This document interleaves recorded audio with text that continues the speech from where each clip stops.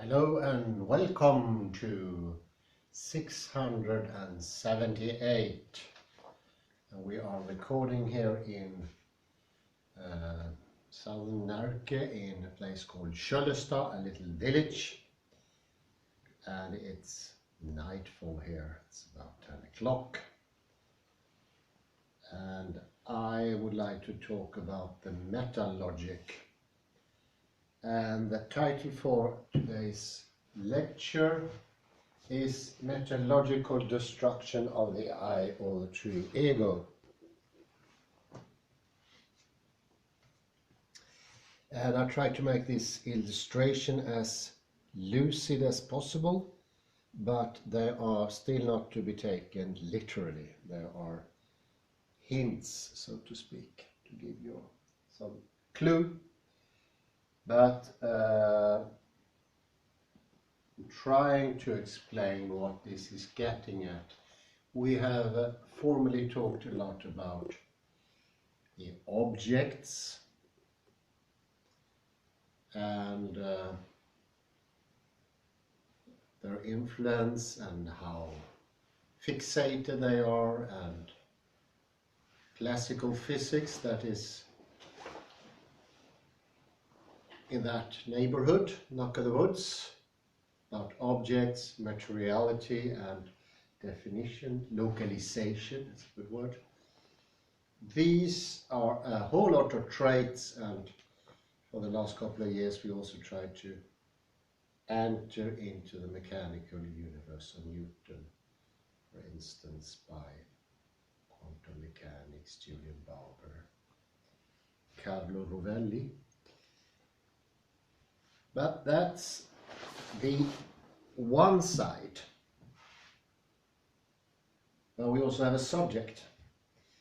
And it's because there is a complementarity. The difference we have in the objects, what we are deconstructing or looking into or trying to make clear, that thing also goes for the subject, because they are, so to speak, complementary, and there is a likeness. Something is odd with the subject. And we haven't touched so much on that. Indirectly it's mentioned in Ashish Dalela, and I mentioned before Richard A. Lind.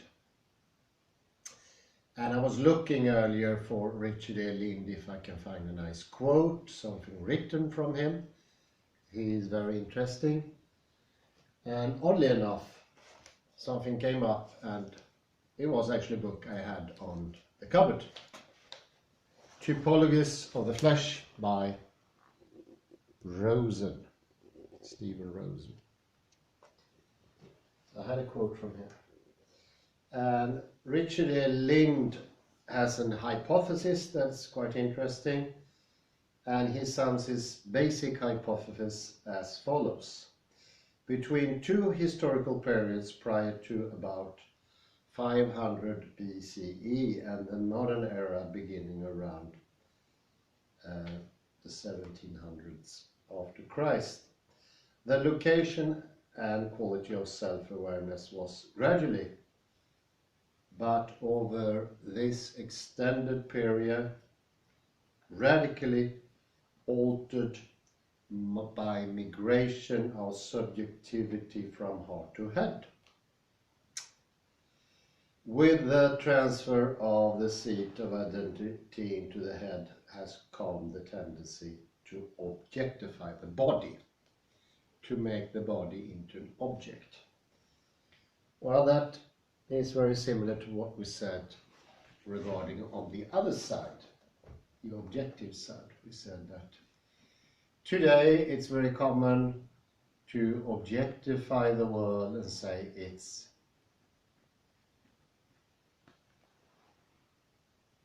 independent from the observer, and also one step further to say that independent reality of the outside world also make up the inside world. Most convenient.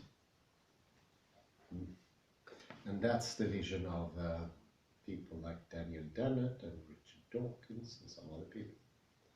It seems very convenient if you don't put your head to it and think it about. A friend of mine, he said directly when I mentioned Daniel Dennett's theory, without thinking or anything, he said, it has to be that way. And it came so quick. It came without him thinking, not even for a second. And I think that's typical of that sort of solution. But that's the subjective side. It's being objectified by the outside world. But we can also start with the subjective side and see what that's going to do with the objects in the end. And the subjectivity changes as well, and it changed in our world. Remember connectivism. Remember other theories that says everything is in one whole, and that was actually the excellent argument about evolution from the side of Ashish Dalela. Something I never pondered about before. It's an incredibly strong argument, actually.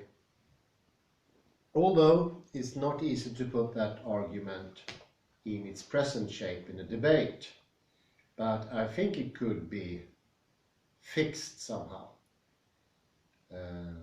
But I think it's a very, very strong argument. I never thought about it, just struck me. This goes to show that how good it was to come back to Ashish Dalela. 2 years, yeah. But we forgot about the subject. And the subject is important because that changes in this, let's call it ecology. In this ecology, when you have all these connections and something is slowly changing, just as Richard E. Lind indicates, this is a slow development. It takes, well, that's two millennia. And the subjectivity changes as well. Do not forget that, because we usually assume for some reason we ourselves haven't changed. You get that idea if you read, for instance, the Swedish subject Idé och Lärdom. You get the idea that the ideas are changing, maybe the outside world, but we never think that the inside is changing. But it goes without saying, if we live in a complementary world, a non-dual world, the subject must change as well. And it must change to fit the object, because the objects fit the subjects. So they go hand in hand. And we cannot miss that. It's an ecology. Just as Ashish Dalela said, if somebody, the producers of milk decided they want to produce the double amount, the distributors have to distribute the double amount and the consumer has to consume the double amount. It just won't happen. It's an ecology. And so is this. And Richard E. Lind I like so much because he is one of the few people who points that out. And he says that has consequences. I won't mention those consequences here because I have to find something more extensive written by him. Here's just a passage put in the book of Stephen Rosen. But I think it seems good for a start. I'm going to read this quote from his writings. Doesn't say which book it is. 2001.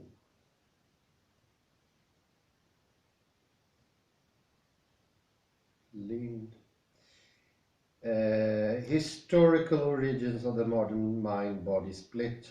No, it's just an article and I have it. Well, I'll read it again anyway. The body is included in self-awareness, but individuals rarely attribute subjective experience to bodily locations.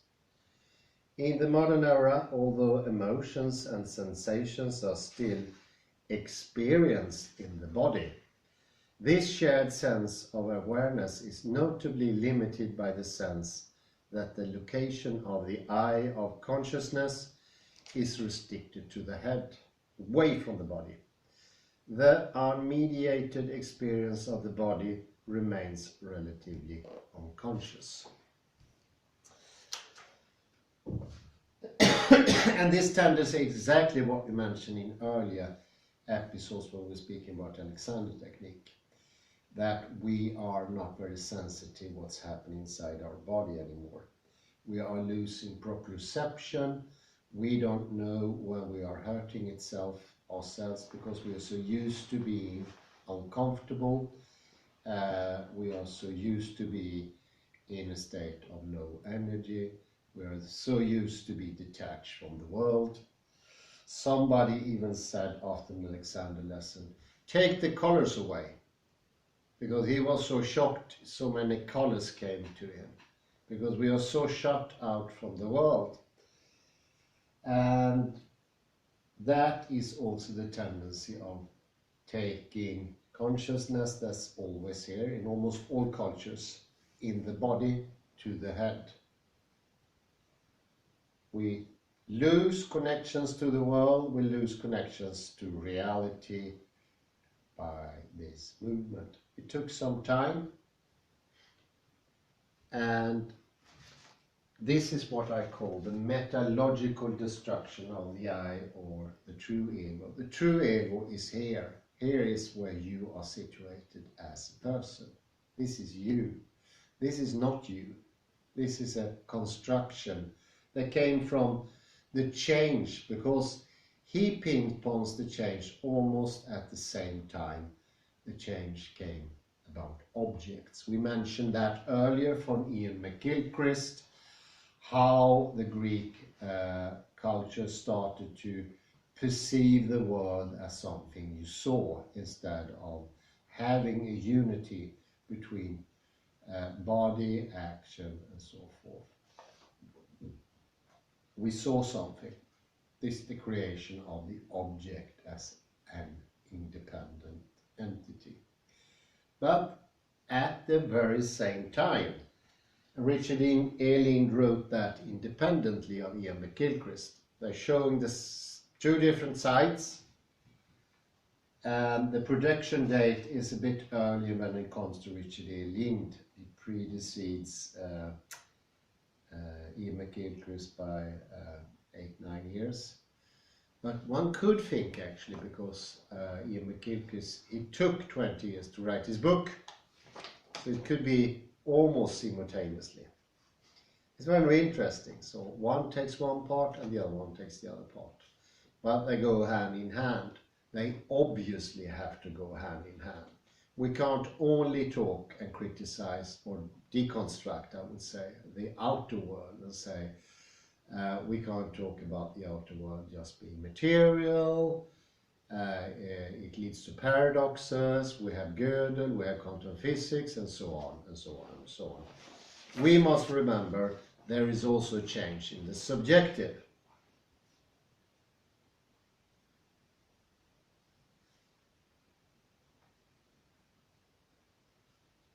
And how does a subject that is involved in owning its experience, having objects, how does that work?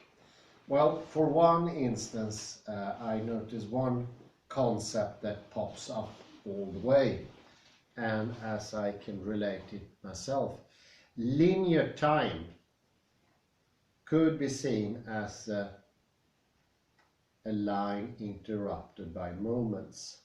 But in between the moments, there is no real good connection. Because every time we perceive an object, that's a stop, full stop.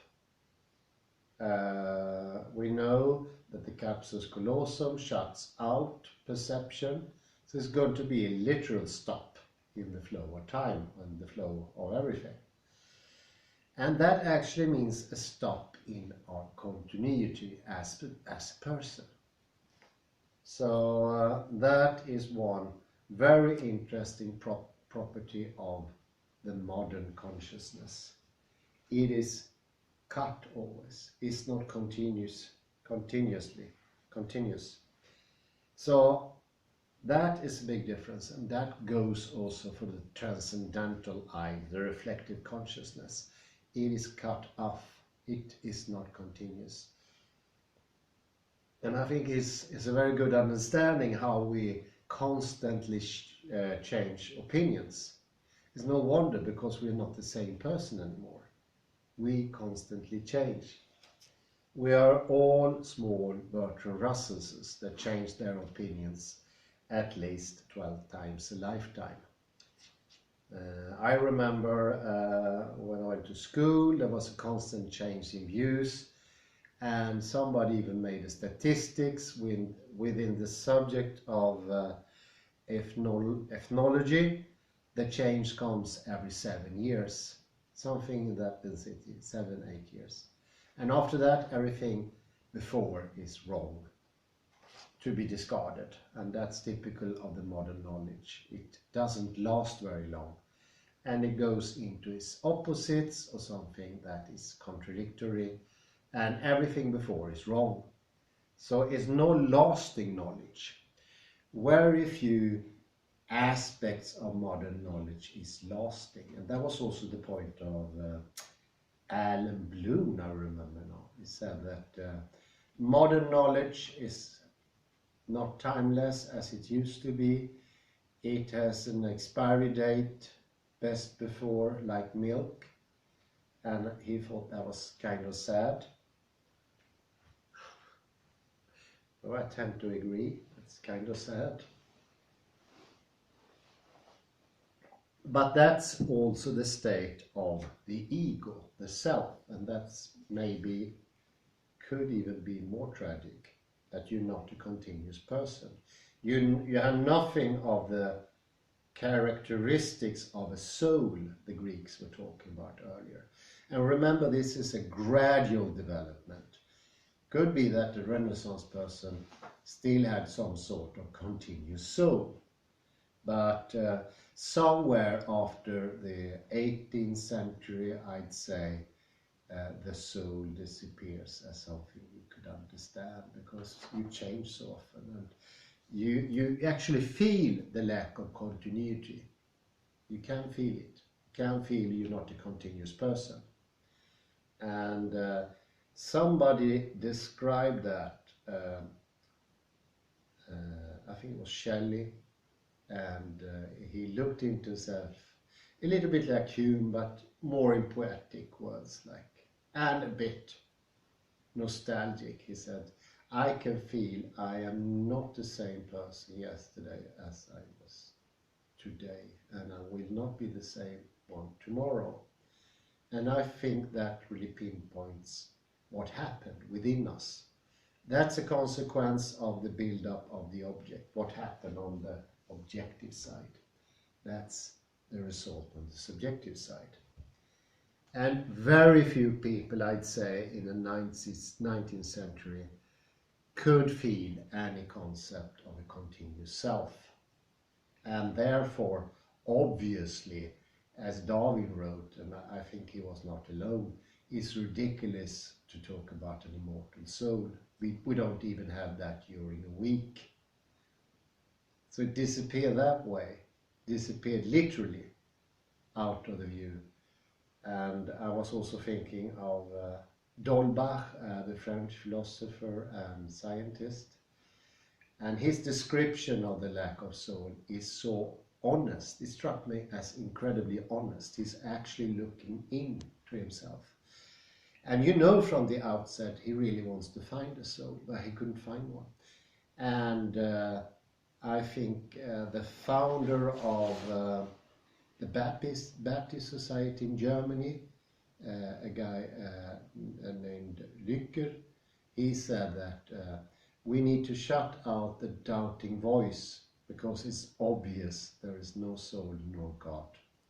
And I think we needed at that area still find some hope. But we know inner in our soul that there was no soul, because we couldn't feel it during the weeks, the days, the years. The constant changing of opinion means also that you're not the same person. Literally not the same person. Nothing in you is the same. This explains that a religious movement like Jehovah's Witnesses can seriously affirm that we don't have any soul. Yeah, I think they have actually a good point. I'd say. Yes, yeah, I think they have a good point. And also, I also been wondering why I have been so fixated on Dolbach. He's very interesting, but he's not a great philosopher. He's not important in history. He's half important, but I've been fixated in my mind on Dolbach. I mentioned it many times, you know, especially at the lectures in Götabergsgatan, and I realize now it was his honesty. You really know he meant what he said. There is no soul. There is no immortal soul, because I can't feel one now. And if you haven't even can feel one, why would you believe in one? I think there are people who are completely desolate or desperate. They still do it. I think that's the same kind of people who thinks that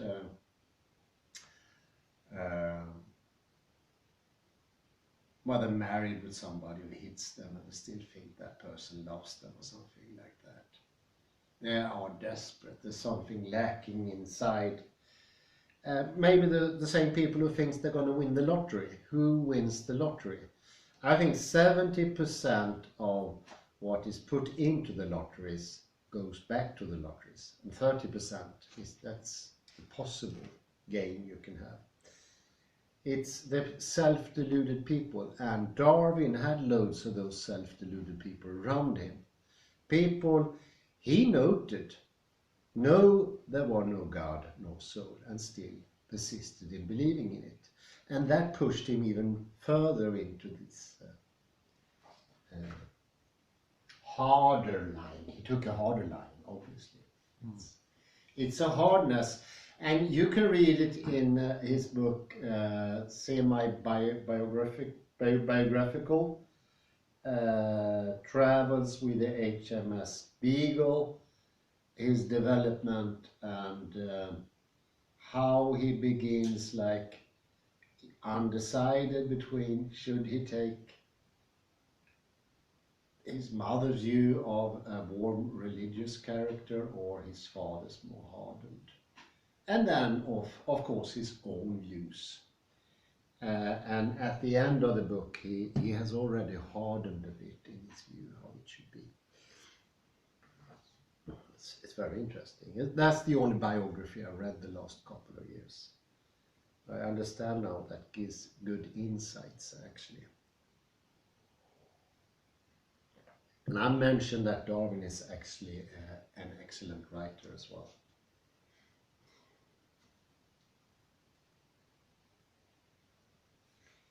When the self gets reduced, and one of the reasons is that real time is irregular, inhomogeneous, multidirectional, and all that. And this is the same as the stream we mentioned many times. And in the stream there's a lot of different current going in different directions. There are obstacles like stones, and there are different depths in the river, and that looks a little bit like space. You could say it's irregular, multidirectional, different forces and forces of different character. And what does this make? Well, this makes a single strange attractor, a maelstrom. And it's the difference that makes the maelstrom strong. and compare that to linear Newtonian time or Cartesian time, which is completely homogeneous. And this homogeneity makes it impossible for anything to be stable. You could call that the I as well, or the ego. So that's what happened. And we remember when the heart is going into a very, very steady rhythm, a very pure rhythm, a very ordered rhythm that goes really ordered, then we know that the cardiac arrest is imminent, because that's a weak heart.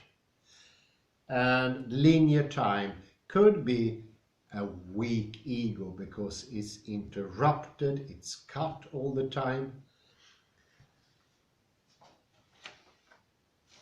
And another thing, the distractions, the disorderly thing, if you want to, they need to be ordered in themselves. Otherwise, if they are not ordered, they will be so small in the end, so it would be like the water is completely still. It needs to be a movement. You see, it's the movement that make the strange attractor. It's the movement that make the ego. And homogeneous time, homogeneous space take that away. So we need order, but we need order on a lower level, and on a higher level we need these irregularities to make for the strange attractor.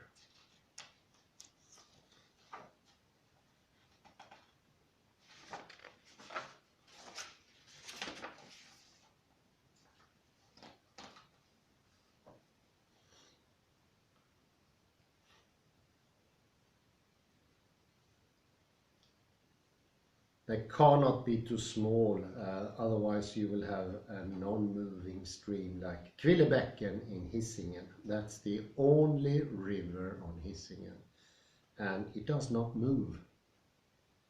Does not move. It's still. It's called a bifurcation, one of only 3 in Sweden. And I would say the educational system, primary school, higher education, is fixated on creating a scattered order, many small bits. And those many small bits are too small to create the disorder that's needed for a strange attractor. The small tidbits. The directions are so small, so they cannot make up energyful education. And one of the problems there, as we mentioned the other day in the podcast, it's the word true. Truth is almost like homogeneous space. It takes away all differences because it regulates all knowledge into true and not true. And that's like having a lawn mower going over the yard. It evens everything out.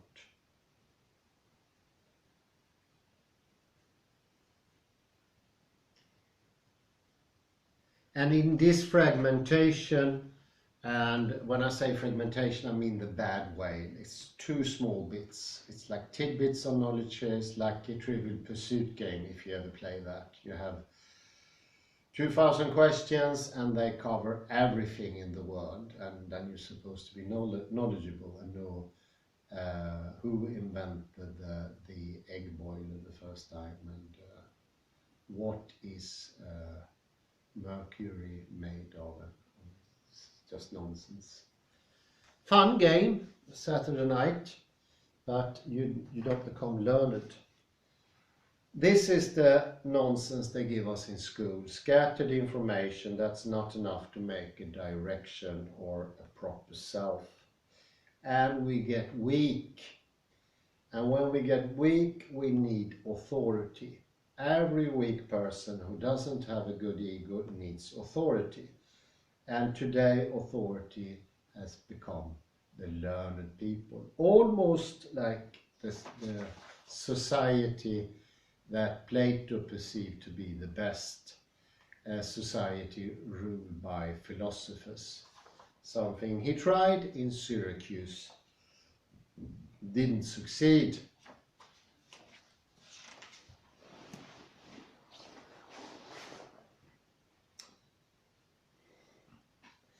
And when you are so scattered, both space-wise and time-wise, you're not continuous over time, and in each moment you are also broken apart by this contradiction idea. One thing is truth, divide everything into truth and falsity, and then you have some cleanliness in your head.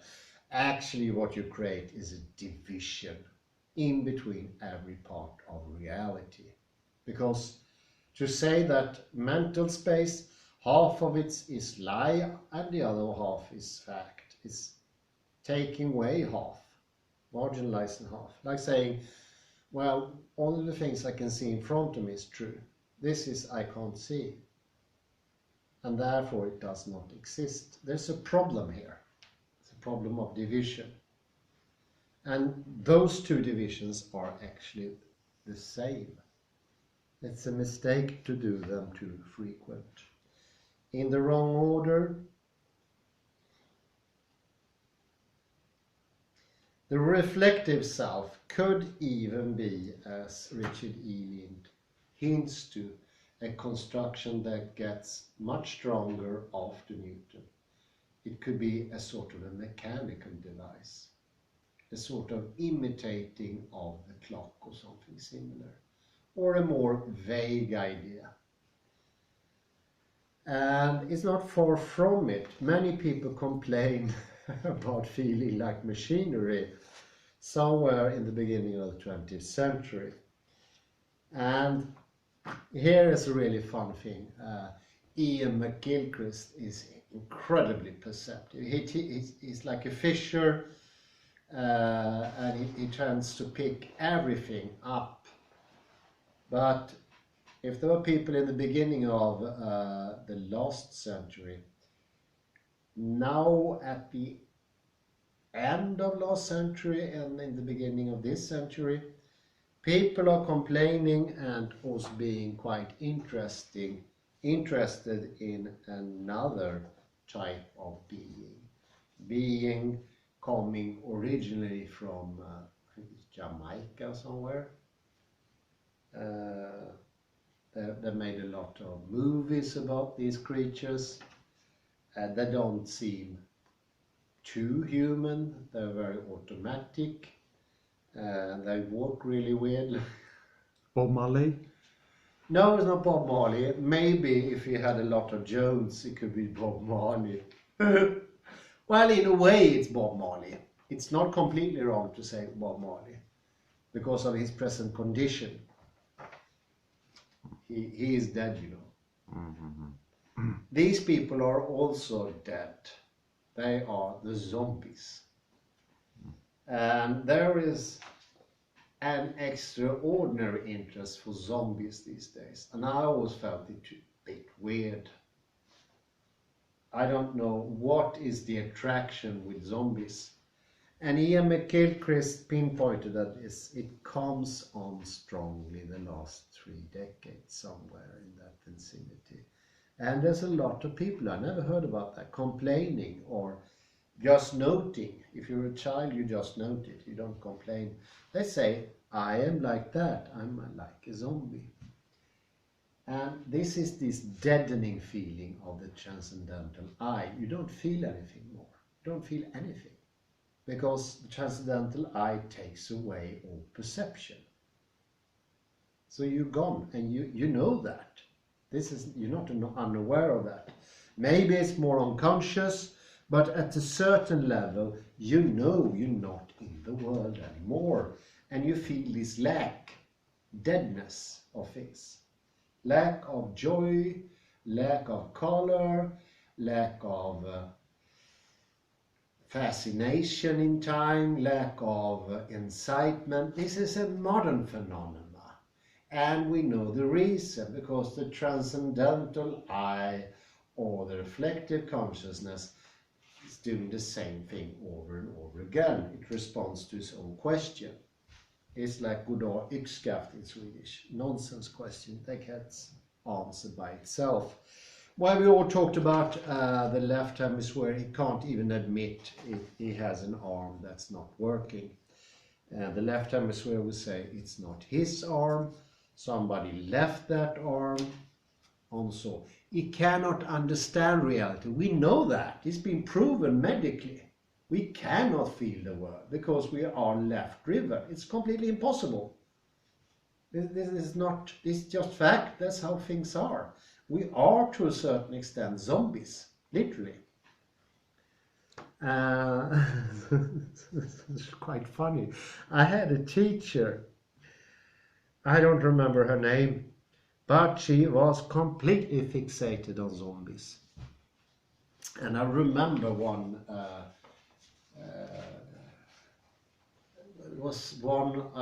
in my class who was studying some language.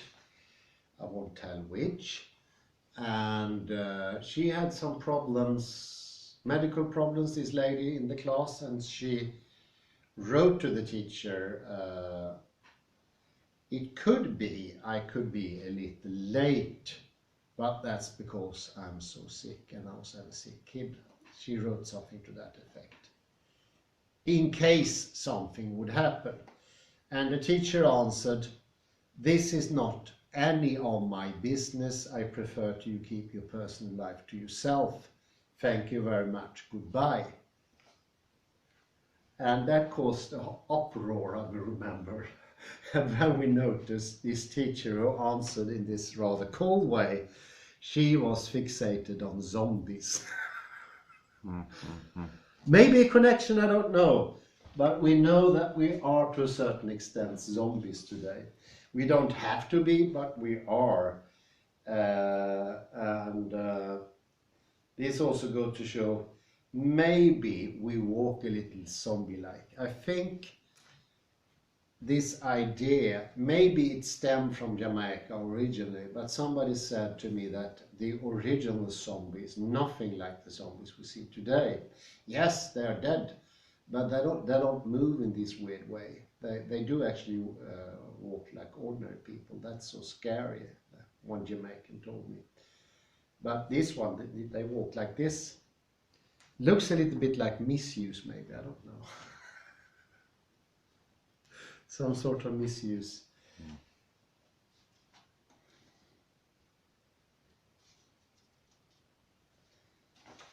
So I think this makes much more sense, and it's all started with this little essay from Ashish Dalela, that everything is together. It's a connectedness. It doesn't make any sense, like Darwin did, to take one species out of the whole entirety of everything, and says it's having its evolution by itself, like nothing else in the world existed, empty space around it. And look, here comes the monkey, and it evolves into baboon, or then to some subspecies of baboon. And here we can see this grasshopper turning into a different grasshopper, and then becoming a cricket or something like that. I think that was the evolution of the grasshopper cricket. It's all very neat, it's very clean, very antiseptic. But is it real? I really doubt it, really doubt it.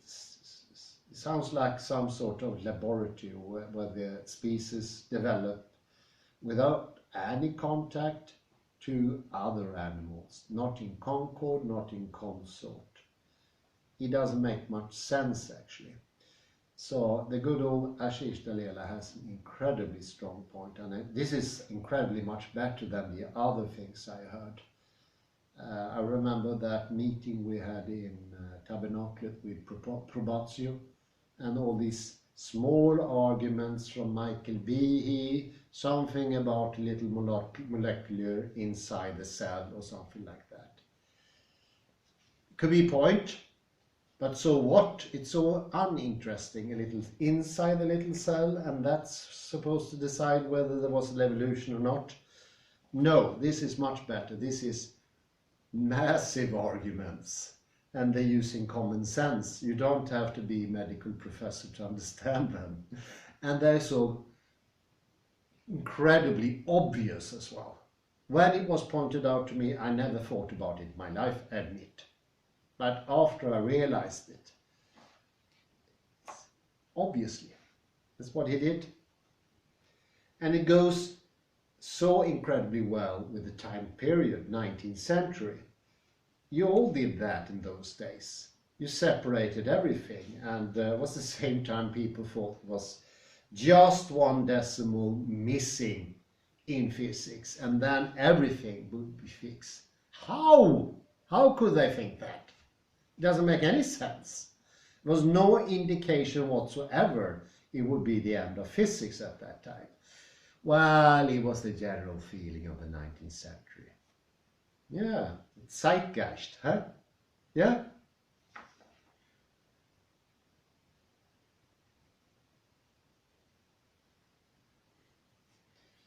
No, I think Dolbach and his honesty proves something. It points to something. And any philosopher, any arguer, any ideologist or physicist for that reason, mathematician, we talked about mathematician trying to cut the subject out and thereby inventing objects that exist without the subject, own created or whatever you call them. And you see the same in logic. You have law of the excluded middle, that's logic without the subject. And you have physics, classical physics. All strands, the subject is not there, and when you lose the subject, you lose all credibility actually in some way. And some people have objected to reductionism, materialism, and I notice when I read Ashish Talela, at least the things I read before 2 years ago, his take on materialism is very, very clear and very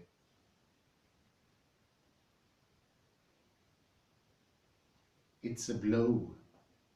I'll take that some other time, but it's very strong. Whereas all these people who does not include the subject in their criticism of materialism could be the fault of this Fred Wolf, what he does. I don't see much of the subject there. But also from other people, it just sounds like nonsense if they're not using the subject. It doesn't sound real. It's not true from their own perspective. It becomes very hollow, empty. It becomes distant, arguing, and it doesn't convince anybody.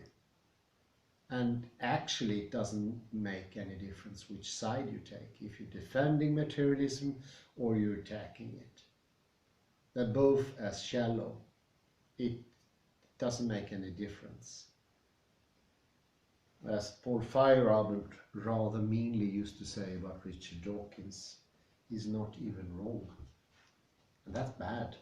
At least you could be wrong, because if you're wrong, you're saying something that could mean something. But if you're not even wrong, you're saying something that could never mean anything. And in that sense, it couldn't even be wrong.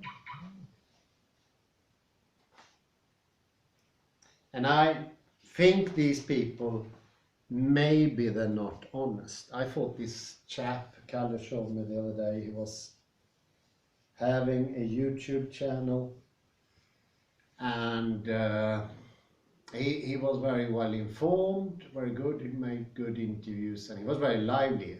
As such, he's definitely a role model to imitate if you want to have this liveliness. But the content, well, not the content was probably good as well, but the intent to discredit God, the soul, by those arguments that are so shallow, so away from the subject, it's not convincing at all. It's just nothing. Not convincing is not unconvincing, it's just blabber. It doesn't make any sense. How could anyone base their opinion on that? It doesn't make any difference what he's saying. It's probably interesting from some historical viewpoint, if you're really into history and you want to hear the specifics about some subject, but not as a general subject, not as an attack on Christianity. And actually the same goes for the defenders of Christianity. Now we're really talking about horrible things like if you really believe in God, you win the discussion. Everything else is nonsense.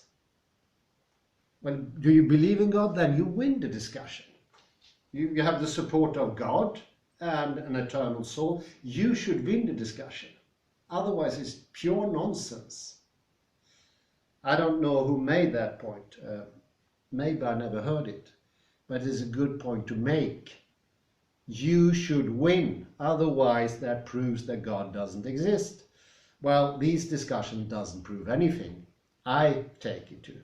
But I think many people reason that way. And they do have a good point to a certain extent.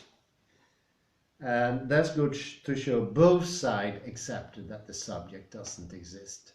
And if the subject doesn't exist, well, then doesn't God exist either, just as Stolbach said.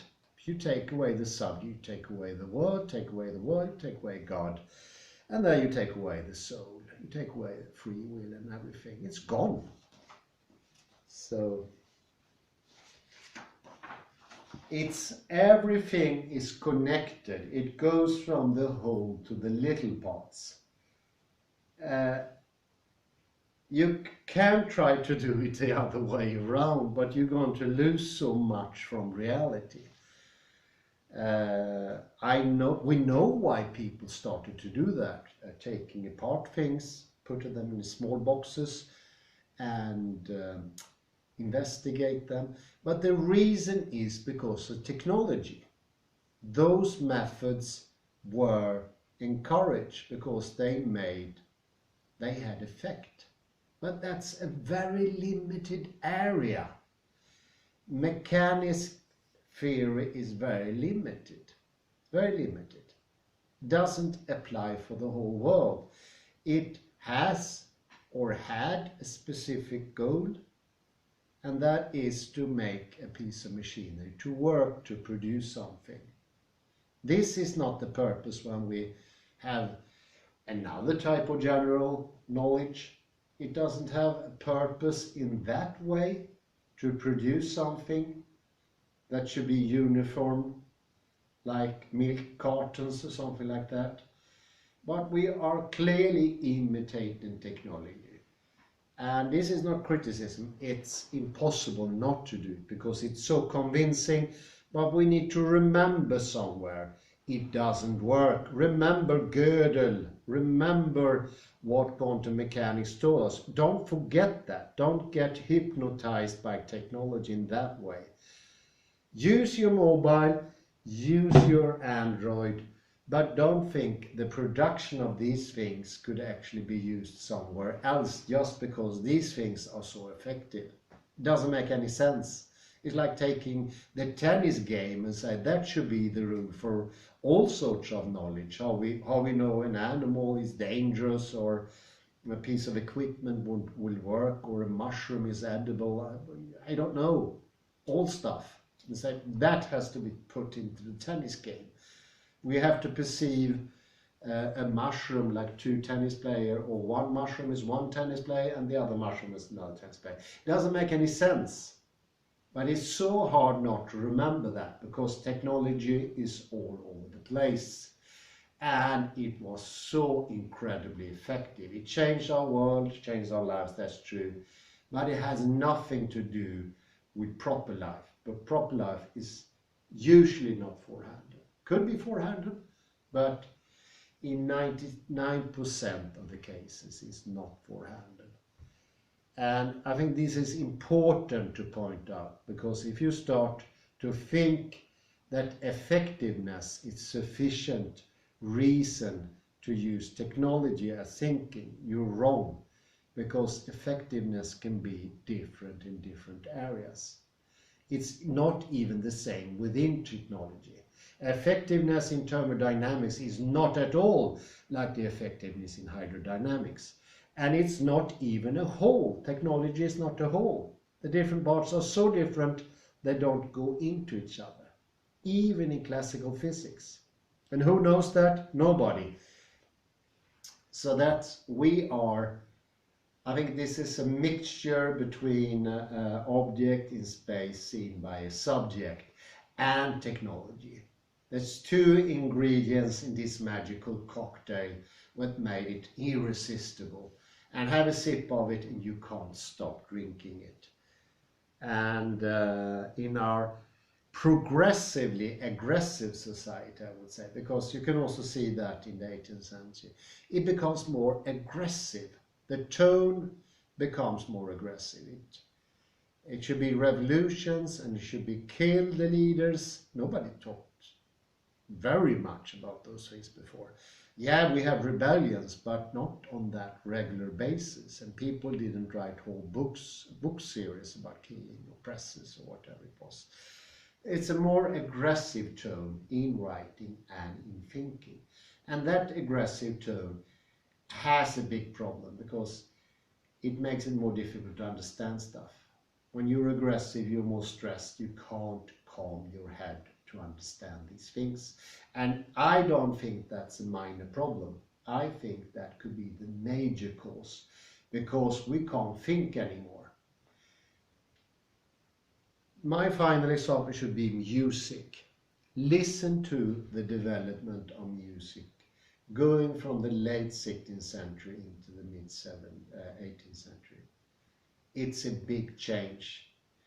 It's becoming more designed for a more stressed mind.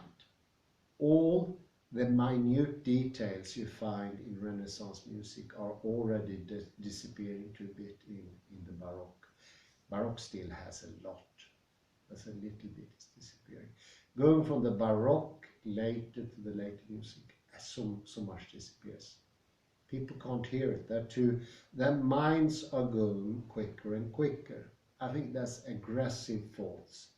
If you have aggressive thoughts, you get stressed out. You get a little bit afraid. You try to shrivel up. And it becomes harder to see through these complete mistakes made by thinking and thinkers. And I have to be honest, even I didn't spot this obvious hole in Darwin's thinking. And why is that? Because we are modern people, we are so stressed out. Our timing is linear time, constructed by Newton, maybe in a fit of stress, because he was stressed out. He made everything else work out quite fine. And then, who and how?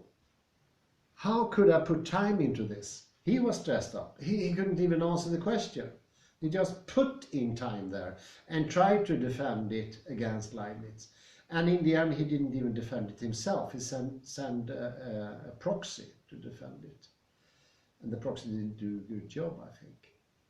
So it was a sistahandslösning, eller sista minuten-lösning.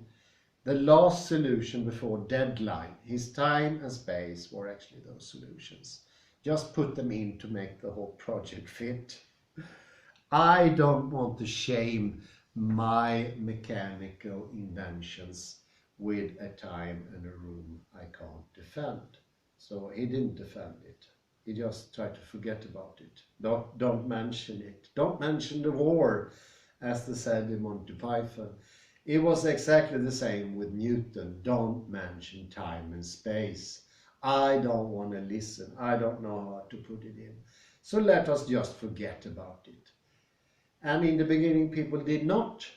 There were people pointing out. I mentioned usually 3 people. There were actually much more. But in the end, the stress took over. And when we can't think, we cannot think through these complicated things, because we need to relax our head and we need to get the body in. Just by being in the body can we understand things needs to be complementary. Otherwise, this contradiction logic make perfect sense with a stressed head. It's a little bit, you want to go left? But go right then. Left, right. How many people have met these kind of characters? The too stressed and they change constantly. And they go from one extreme to another.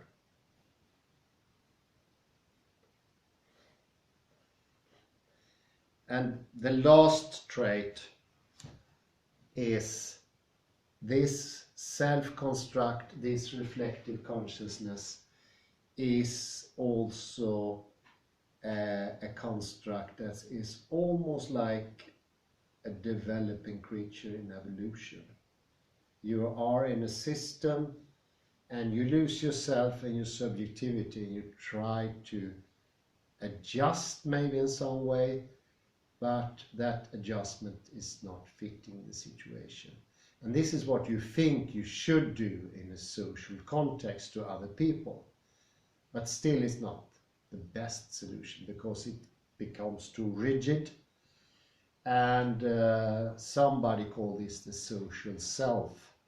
I think the social self could be misleading, but it's a self you construct in lieu of what you think other people should perceive you to be.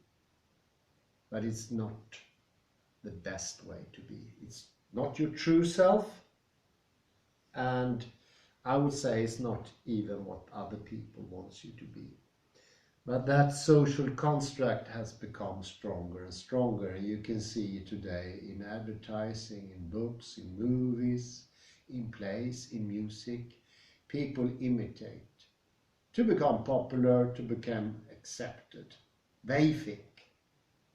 But the only way to actually become accepted is to be true to yourself.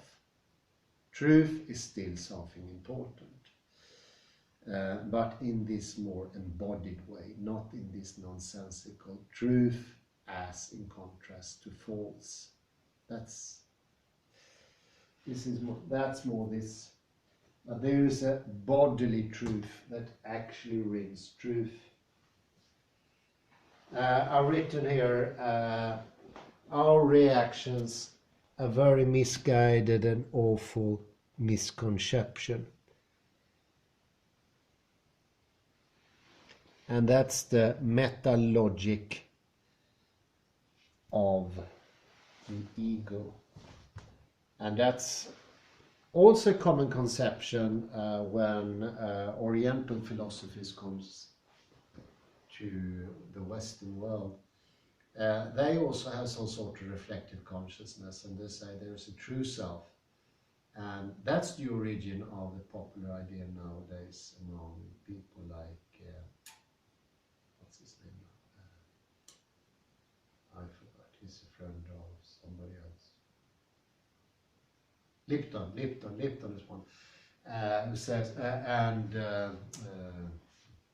get rid of the ego. And that's partly right, but they don't identify what's the ego. Ego is actually the wrong word. It should be called something else. And they have these preconceived ideas, get rid of the ego, you become a better person or something. You become a true person, but you don't become a better person. It doesn't mean you start doing good things to other people. Could be indicing those things. If you're more healthy, you probably do that. But it doesn't go that way. There's no meta logic of how people should behave themselves. So we're always constructing this meta logic. And by doing that, we don't understand what's it about to be a true person. It leads us to the wrong path, so to speak. It's a misconception that's very dangerous because it kicks us in the wrong direction. It's not accurate.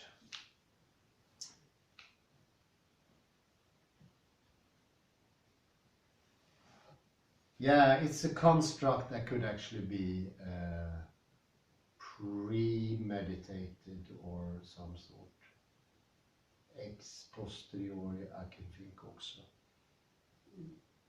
Before even it's happened, you decide how to react. And that's actually sort of ex posteriori. That needs some thinking. I think I'd rather quit here because it's getting late. I say thank you very much. It was a lot to think about. Do take time to digest it. Good night. Good night.